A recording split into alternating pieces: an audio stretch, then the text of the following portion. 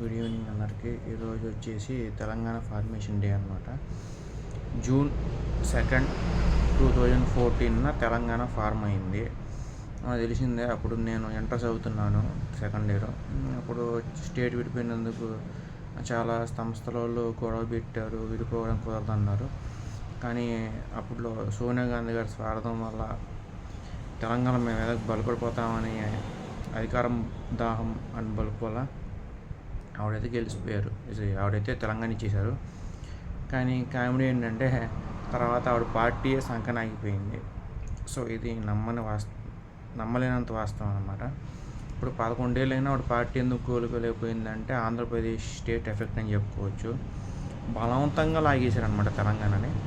So అలా నేను తెలంగాణలో ఏమైనా తక్కువ చేయట్లేదు. తెలంగాణని ఇచ్చినందుకు నేనేమీ కోప్పడట్లేదు ఎవరి మీద. అది అయిపోయిన మ్యాటర్. సో కోప్పడి నో యూజ్ కదా. సో ఈరోజు తెలంగాణ ఫార్మ్ అయ్యి 11 ఇయర్స్ కంప్లీట్ 12th ఇయర్ వచ్చిందనమాట. అందుకని తెలంగాణ ప్రజలు మొన్న కాంగ్రెస్ మీద విశ్వాసం చూపించి కాంగ్రెస్ని అయితే గెలిపించారు. ఇప్పుడు కొంచెం హ్యాపీగా ఉంది నాకు, ఎందుకంటే నాకు కాంగ్రెస్ ఫేవరెట్ పార్టీ అనమాట. కానీ ఆంధ్రప్రదేశ్ ఇవ్వడం అయితే ఒకటి నచ్చలేదు నాకు. అది ఆంధ్రప్రదేశ్ని తెలంగాణ సపోర్ట్ చేయడం అయితే నచ్చలేదు నాకు. ఇదన్నమాట మ్యాటర్. అండ్ మీలో ఎంతమందికి తెలంగాణ ఆంధ్రప్రదేశ్ స్టేట్ విడిపోవడం నచ్చలేదు అండ్ కంబైన్ ఉండడం నచ్చింది? ఖచ్చితంగా కాన్వర్సేషన్ చెప్పడం మర్చిపోమాకండి. అండ్ ఆంధ్రప్రదేశ్ తెలంగాణ స్టేట్ విడిపోయినందుకు మనకు మంచి జరిగిందా చెడు జరిగిందా? ఆంధ్రప్రదేశ్ స్టేట్కి తెలంగాణ స్టేట్కి ఖచ్చితంగా కాన్వర్సేషన్ చెప్పండి.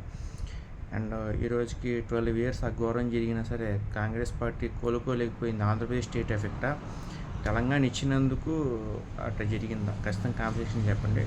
Thank you so much.